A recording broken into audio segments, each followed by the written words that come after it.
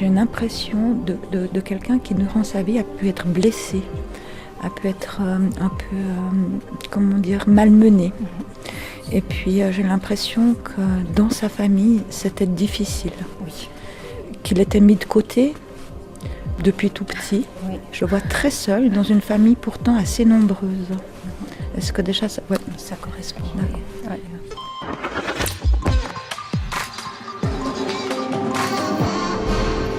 Vacarme.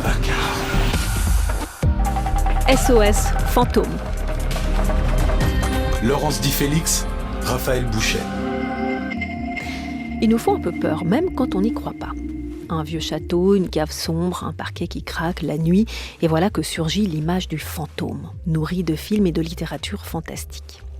Notre société nous enjoint à laisser les morts tranquilles, à en faire de simples souvenirs. Faute de preuves scientifiques, elle relègue les entités, les esprits, les apparitions, les sentiments de présence au rang de superstition ou d'hallucination. Peu de gens avouent donc publiquement qu'ils croient aux fantômes. Mais recourir aux médiums semble de moins en moins tabou. Selon une étude menée dans le canton de Vaud en 2019, 39% de la population croit à une vie après la mort. Parmi elles, les catholiques et les musulmans sont plus nombreux à croire aussi aux anges et aux êtres surnaturels. Les moins de 65 ans, eux, croient plus volontiers que leurs aînés à la réincarnation et au fait qu'on pourrait entrer en contact avec l'esprit des morts.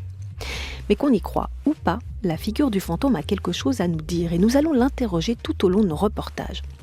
Le fait de convoquer les morts, de les chasser éventuellement lorsque leur présence devient gênante, existe dans beaucoup de cultures, y compris la nôtre. Dans son école de l'infini, à Lausanne, Denise Kikou-Gillian forme des médiums. Ce jour-là, un petit groupe de convaincus s'est réuni pour se connecter à l'au-delà. Donc je vais vous mettre 2 par 2, de façon à ce que vous puissiez commencer la pratique. Je prends juste mon petit carnet, je vais noter. Commencez par la guérison. D'accord. Et puis, du coup, Caro et puis Lionel, vous bossez ensemble en contact. Et j'aimerais que le premier contact, ce soit toi qui le donne, Lionel. Pour les contacts, je vous propose de vous mettre plutôt par là. Et puis la guérison, tu as l'embarras du choix. Christine, entre une table et l'autre. Esprit, es-tu là ? Reportage Mathieu de Dardel, réalisation Mathieu Ramsauer. Je me rapprocherai de toi. Ça ne dérange pas.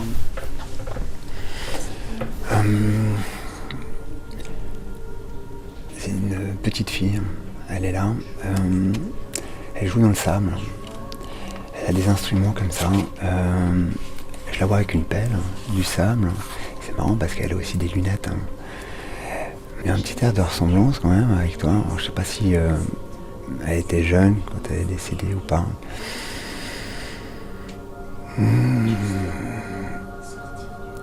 En tout cas, elle avait une faculté de jouer avec très peu de choses. Elle pouvait... elle est comme des petites... elle a des instruments dans le sable, et elle s'amuse, elle s'éclate. Elle arrive à construire des éléments avec ça. À construire des blocs, les mettre les uns au-dessus des autres. C'est possible que tu aies joué avec elle. Tu as dû jouer avec elle. Alors, je sais pas si c'est quelqu'un que tu connaissais souvent ou pas. Tu as souvent joué avec elle. Est-ce que c'est quelque chose qui te dit ou pas? Alors, beaucoup. Est-ce que c'est possible que ce soit un petit garçon décédé petit plutôt qu'une fille? Alors, c'est possible. Tout le reste me parle énormément. Plutôt les cheveux courts. Ben, c'est vrai que tu as les cheveux courts aussi. J'ai quelqu'un en tête, un petit garçon. Il avait une faculté en fait à trouver des objets autour qui étaient dans le sable. Je le vois en fait dans une espèce de grand truc comme ça. Il pouvait aller prendre des objets qui se passaient autour, même des gens. Et puis il arrive à créer. C'est un créateur. Il crée des choses quoi, avec très peu de choses. Et puis il a une joie de faire ça. Il a une joie de vivre.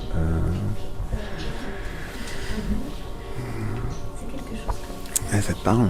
Alors oui, alors là, ça me parle pour 2 personnes éventuellement. Je te dis un petit peu. Soit un enfant est décédé vers 3-4 ans, avec qui je jouais dans le bac à sable.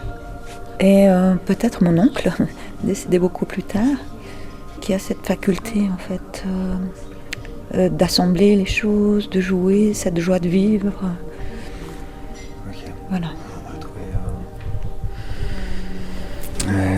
Je vois une voiture, je vois des voitures. C'est quelqu'un qui aimait les voitures. C'est mon oncle. Il était un mécanicien sur voiture. Et ça te va comme ça, ou est-ce que tu crois aller plus en profondeur pour définir la personne ou... Peut-être que je peux poser encore une question pour être sûre, comme j'hésitais un peu. En fait, peut-être de... Enfin, pas de quoi précisément, mais un peu la manière ou les circonstances de sa mort ou quelque chose comme ça.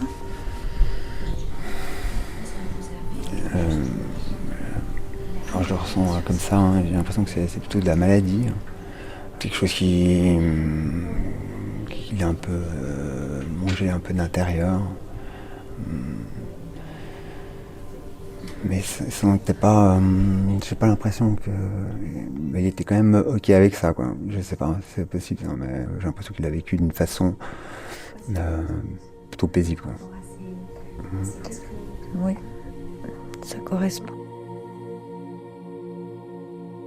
Pour moi, le monde spirituel est composé d'entités, certes invisibles et immatérielles, mais qui sont toutes amour. Les défunts, lors du processus de la mort, perdent le corps physique et le corps psychique, le cerveau, bien évidemment, et l'âme, le corps spirituel, va partir dans l'au-delà. Lorsque nous, on contacte des défunts, nous contactons des âmes dans l'au-delà qui sont dépourvues d'émotions, parce que les émotions sont liées à notre corps physique et psychique. Donc, lorsqu'on est en contact avec des défunts de l'autre côté, ils sont tout amour. Par contre, pour qu'on les reconnaisse, parce qu'il faut bien qu'on les reconnaisse, le grand-père Grinchouille va rappeler qu'il était Grinchouille.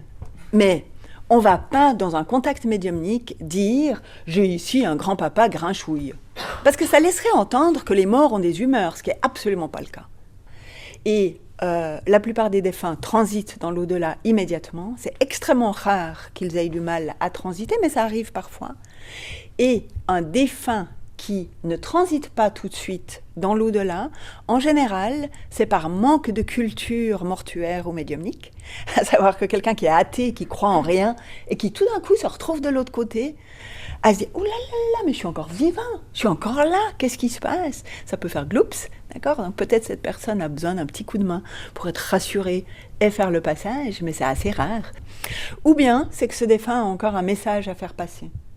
Et si l'intervention du défunt a lieu tout de suite après la mort, avant qu'il ait transité dans la lumière et l'amour, le défunt n'est pas encore formé à parler correctement, d'accord ? Parce qu'il y a une formation dans l'au-delà, pour que le défunt sache être plusieurs endroits à la fois, sache communiquer avec nous. Et il est en plus encore empreint de son énergie physique.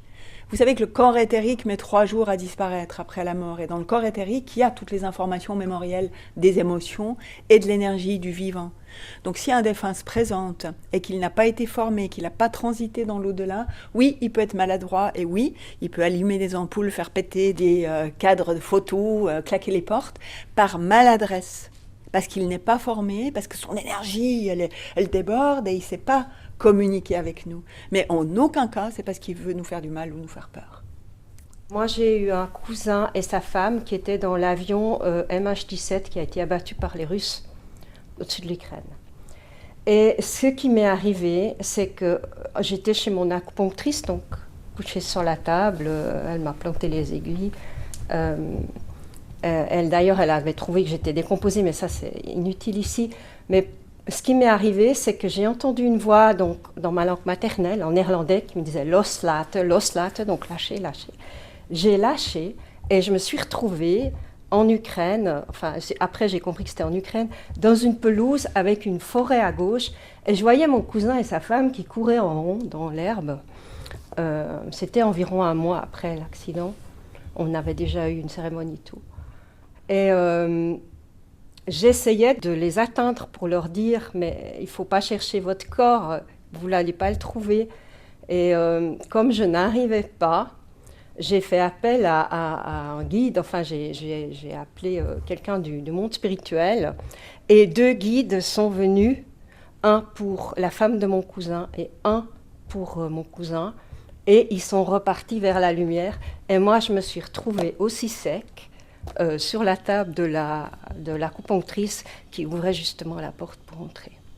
Alors, c'est intéressant parce que oui, pour quelqu'un qui n'est pas formé à la médiumnité, c'est anxiogène, hein, tout d'un coup d'avoir des perceptions de défunts sans l'avoir cherché. Et il y a énormément de gens qui ont des perceptions de l'au-delà sans l'avoir cherché. Mais quand on reste seul avec une expérience comme ça, il y a toute une culture médiumnique qui manque, je trouve, dans nos traditions, hein, dans nos cultures qui sont un peu dépourvues de spiritualité, ou de culture spirituelle, médiumnique notamment. Parce que tu as des facultés médiumniques, Christine, tu as été en lâchant prise, qui est un bout du protocole de contact, hein, tu as été à même de les rejoindre et de les aider extrêmement facilement.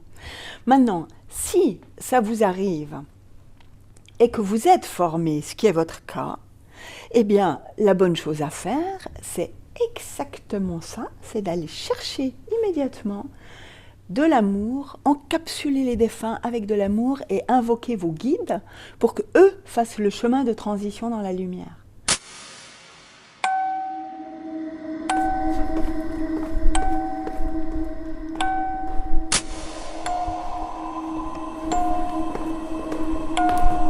Voilà, et puis là, ça résonne.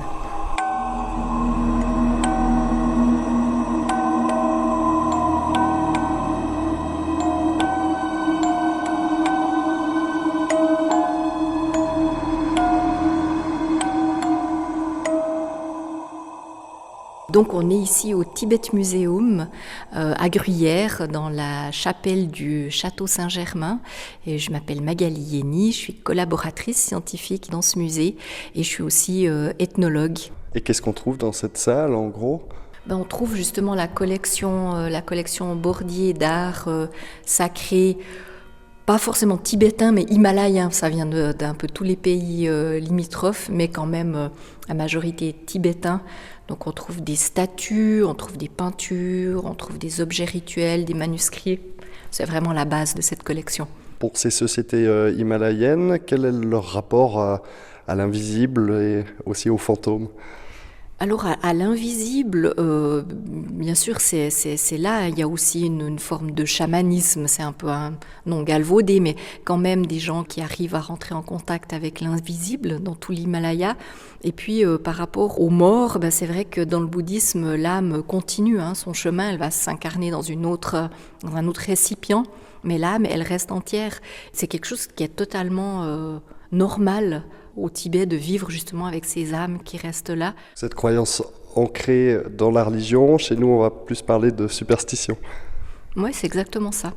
Ou croyance d'un autre temps, on entend toutes sortes de qualificatifs négatifs par rapport à ça, alors que dans d'autres sociétés c'est tout à fait normal. On prend soin vraiment de cette âme pour qu'elle puisse se réincarner, qu'elle erre pas. Et puis chez nous on a aussi ce concept des âmes errantes, qu'il faut accompagner. C'est souvent des médiums, des gens qui ressentent justement ces âmes, qui vont les guider. Donc voilà, on a aussi quand même ce concept d'âme qui est chez nous. On peut s'installer. Donc on peut s'installer où vous voulez, si c'est plus pratique là, si c'est mieux là.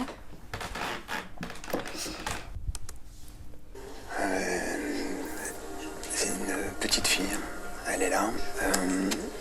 Elle joue dans le sable. Elle a des instruments comme ça. Je la vois avec une pelle, du sable.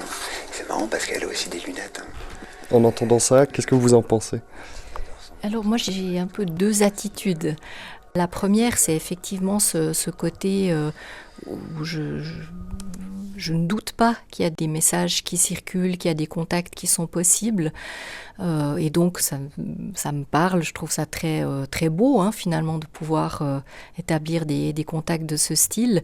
Et puis, d'un autre côté, j'ai toujours cet aspect un peu scientifique, sceptique, qui me fait dire à quel point les confirmations de la personne en consultation viennent justement réveiller d'autres souvenirs. Typiquement, on passe de la petite fille au petit garçon, et puis tout d'un coup, il y a l'histoire des voitures.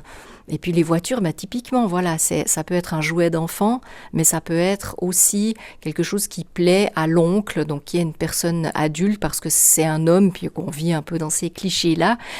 Donc des fois, je me dis, mais c'est où la limite entre ce que le médium capte et va pouvoir restituer à la personne, ou bien ce que la personne va influencer en disant c'est un petit garçon, ou bien c'est mon oncle. Mais c'est des questions que je me pose régulièrement quand j'ai ce genre de témoignage. Qu'est-ce que ça veut dire de notre rapport à la mort, le fait de vouloir ou pouvoir parler à des esprits, à des personnes décédées ? Ça veut dire que c'est le grand mystère. On peut mettre des majuscules à le, à grand, à mystère, enfin partout. C'est le grand mystère. Qu'est-ce qui arrive après ? Là aussi, culturellement, est-ce que c'est pas un peu pour pallier une peur qu'on a du potentiel vide qu'il y aurait après, qu'on a commencé à chercher des explications, qu'on a commencé à vouloir entrer en contact avec cet autre. Donc de penser qu'il y a des gens qui sont là, qu'il y a un endroit où les âmes se retrouvent, c'est rassurant. Parce que c'est vrai que ce grand vide d'après la mort physique, oui, c'est effrayant. Ce genre de spiritualité comme la médiumnité, vous avez l'impression qu'il y a un certain essor, ou entre guillemets une certaine mode, que de plus en plus de gens se dirigent vers ce genre de pratique ?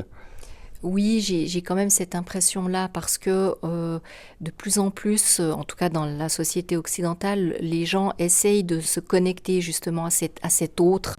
Mais il y a cette volonté de comprendre, il y a un éveil spirituel qui a lieu. Donc forcément, ce sont des pratiques qui ont le vent en poupe. Il y a un effet de mode, on en parle beaucoup plus ouvertement. Avant, on faisait partie de cercles spirites où on faisait tourner les tables, on en parlait entre nous, mais pas ailleurs. Là, à l'heure actuelle, c'est quelque chose, on est très détendu par rapport à ce sujet. Donc je pense que les gens, ça les motive encore plus à aller voir des médiums.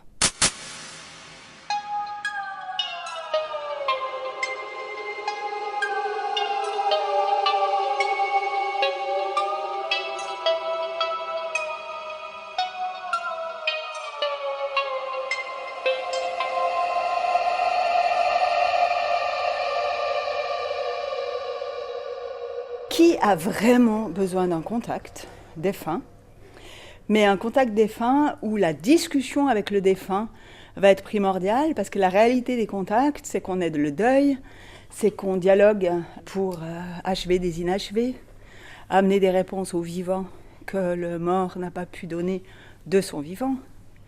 Qui parmi vous, parmi ceux qui ne travaillent pas, aurait besoin d'un contact défunt ? Avec mes cousins. T'en as vraiment besoin ? C'est-à-dire que ça fait 2 ans que j'essaye de l'atteindre puis ça ne marche pas. Alors bonne chance Caro. Donc, avec Caro,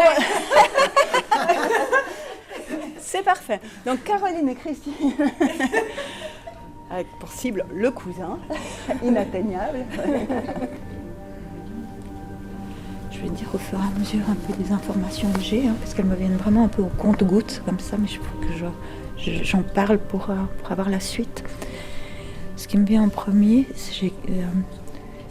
j'ai une impression de quelqu'un qui, durant sa vie, a pu être blessé, a pu être un peu, malmené. Et puis, j'ai l'impression que dans sa famille, c'était difficile. Oui. Qu'il était mis de côté depuis tout petit. Oui. Je le vois très seul dans une famille pourtant assez nombreuse. Est-ce que déjà ça... Ouais. Ça correspond. D'accord. Oui. Ouais. Est-ce que tu as une question pour lui ? Et lui, il va bien ? Oui. Il est très bien. Même s'il porte en lui cette énergie de l'enfant ou du jeune homme, parce que ça a duré assez longtemps dans sa vie, brimée. Mais cette énergie, il la porte ailleurs maintenant. Il ne la porte pas en difficulté ou en fardeau. Il la porte pour pouvoir transmettre autre chose. En fait, c'est son outil. Lui, il va vers les brimés. Mais de manière discrète. Très discrète. Il est vraiment très, très en état. Et puis, en fait, il se rend compte qu'il aime beaucoup la solitude et il ne se sent pas seul dans la solitude parce qu'il est entouré de toute façon. Mais c'est pas un bavard. Il me demande si tu as encore quelque chose d'autre. Non, je pense que c'est l'essentiel. En tout cas, que je l'aime beaucoup. Je l'ai toujours bien aimé et que... Voilà, je ne peux pas dire grand-chose de plus. C'est un peu... Bon, ça suffit maintenant. Tu vois, j'ai un peu... Oui, voilà, on a... Et puis, en fait, quand tu dis je me dis, mais je sais déjà. Comme si, en fait, tu vois, il rappelait, en fait, on n'est pas obligé de parler tant que ça. Quand on a tout dit, en fait. Voilà. Mais ça, c'est beau. Alors, attends. On sentait bien son énergie. Hein. Tu as senti? Oui. Puis je l'imaginais tellement bien, comme quand il était ici sur Terre, tu vois. Ouais. À vous donner un retour. Donc, pour moi, effectivement, ça a été... Tu as très très vite pu le décrire, tu l'as ressenti, et je crois que Christine ressentait très fort. Moi, j'ai senti très très fort cette présence à tel point que ça m'a même secouée. Il était vraiment là, c'était le moment, puisque tu attendais ça depuis plusieurs années, Christine. Vous avez les 3 dits, vous l'avez senti, cette présence. Ça se concrétise comment? Ça se sent comment? Pour ce qui me concerne, souvent je sens à travers la peau, et puis certaines fois je vois le défunt aussi, ça dépend. Le défunt? Oui, tu l'as senti. J'ai fusionné avec. Tu as fusionné avec, donc tu ne pouvais pas mieux. Ouais. Qu'est-ce que ça veut dire, fusionner avec le défunt? Ça veut dire que je le ressens. Je le ressens. Je laisse rentrer chez Je rentrer chez moi. chez nous quand on fusionne. J'ai une main trempe. Et puis moi, c'est des ressentis, en fait. Je peux avoir un ressenti émotionnel. Et puis cette impression, en fait, quand je décris, en fait, j'ai l'impression d'être quelqu'un de brimé. Je ressens cette émotion. On pourrait penser aussi que tout est un peu inventé sur le moment, un peu suggéré. Je veux dire là, en l'occurrence, elle ne sait rien de ma famille et elle ne sait rien de... Eric, c'est un de mes 11 cousins-cousines. J'en ai jamais parlé ici. Je ne vois pas comment elle aurait pu savoir qui c'était. En plus, tout ça se passe en Hollande, dans une autre langue. Donc, pour un Suisse, c'est pas si évident de trouver des infos. Si j'avais dit à l'avance, moi j'ai posé l'intention avant de venir ici que je voulais demander que quelqu'un me fasse un contact avec Eric, mais je n'ai rien fait d'autre que de poser cette intention au monde spirituel ce matin. Je n'ai rien demandé de particulier à personne. L'intention de la personne qui souhaite un contact est forte, et à partir du moment, même au travers d'elle, elle peut attirer, mais la personne n'est jamais obligée de venir. Hein. Quelqu'un peut vous dire « j'aimerais avoir mon grand-père un tel ». Il ne vient pas, mais souvent, moi, dans ma propre pratique, c'est quelqu'un d'autre de la famille qui vient à la place. Et moi, je peux vous dire, il y a une personne qui est morte il y a 50 ans, et elle ne vient pas.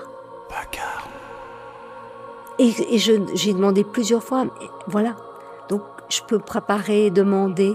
On ne peut pas, nous, humains, vraiment les faire descendre, parce que, comme dans la physique quantique, je veux dire, ils sont peut-être ailleurs en train, si on croit qu'on a plusieurs vies, ils sont peut-être ailleurs dans une autre mission. Et ça, voilà. Hein. Ils sont peut-être en train de faire quelque chose pour la disponibilité n'est pas là, en résumé.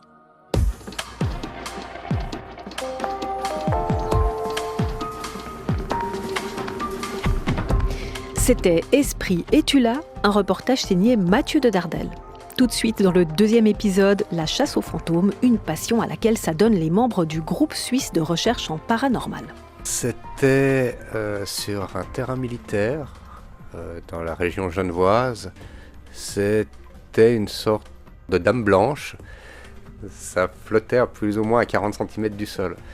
Et le temps de réaliser, de taper sur la jambe du collègue qui était à côté de moi, il n'y avait plus rien.